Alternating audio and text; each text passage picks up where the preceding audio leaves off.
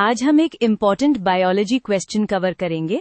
हमें क्लोरोप्लास्ट का स्ट्रक्चर और फंक्शंस डिटेल में एक्सप्लेन करने हैं और जहां डायग्राम हेल्पफुल हो वहां लेबल डायग्राम्स भी यूज करने हैं।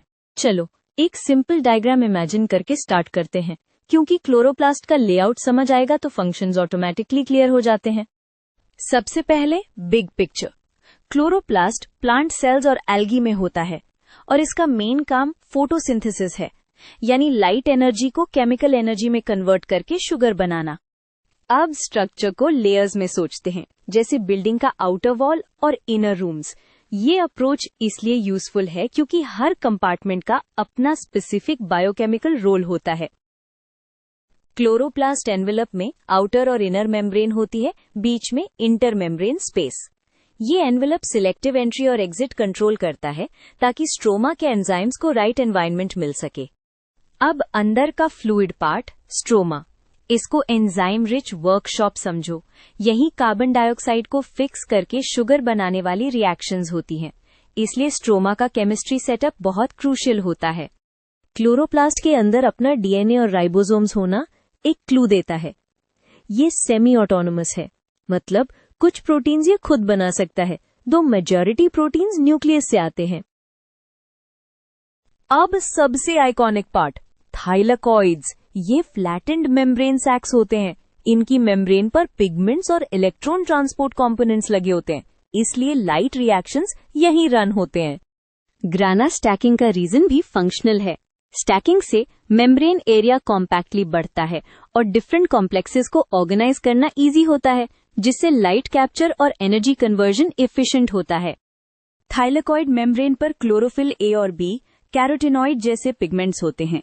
ये लाइट अब्सॉर्ब करके एनर्जी को रिएक्शन सेंटर्स तक ट्रांसफर करते हैं। कैरोटिनॉइड्स एक्स्ट्रा प्रोटेक्शन भी देते हैं, वरना एक्सेस लाइट डैमेज कर सकती है। अब फंक्शंस को दो मेजर फेजेस में डिवाइड करते हैं, लाइट डिपेंडेंट रिएक्शंस और कैल्विन साइकिल।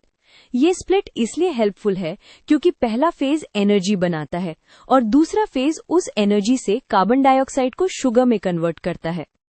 लाइट रिएक्शंस में फोटॉन्स अब्सॉर्ब होते हैं, वाटर स्प्लिट होता है, ऑक्सीजन रिलीज होता है और एनर्जी कैरियर्स बनते हैं।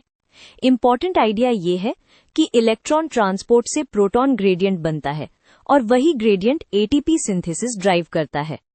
अब कैल्विन साइकिल, यहाँ क्लोरोप्लास्ट का स्ट्रोमा एंजाइम बेस्ड फैक्ट्री बन जाता है। एटीपी और नडफ का यूज करके कार्बन डाइऑक्साइड फिक्स होता है और अल्टीमेटली कार्बोहाइड्रेट्स फॉर्म होते हैं। ये स्टेप इसलिए की है क्योंकि प्लांट्स का बायोमास इसी से बिल्ड होता है। रुबिस्को के साथ एक कॉमन पिटफॉल होता है। कभी कभी ये ऑक्सीजन को भी ऊज कर लेता है, जिससे फोटो रेस्पिरेशन होता है। प्लांट्स इसको मिनिमाइज करने के लिए अडेप्टेशंस यूज करते हैं, जैसे C4 और CAM पाथवेज। क्लोरोप्लास्ट सिर्फ शुगर फैक्ट्री नहीं है, ये फैटी एसिड सिंथेसिस, कुछ अमीनो एसिड्स और नाइट्रोजन एसिमिलेशन जैसे प्रोसेसेस में भी कंट्रीब्यूट करता है। सो बायोकेमिकली ये सेल के मेटाबॉलिज्म का मेजर हब है।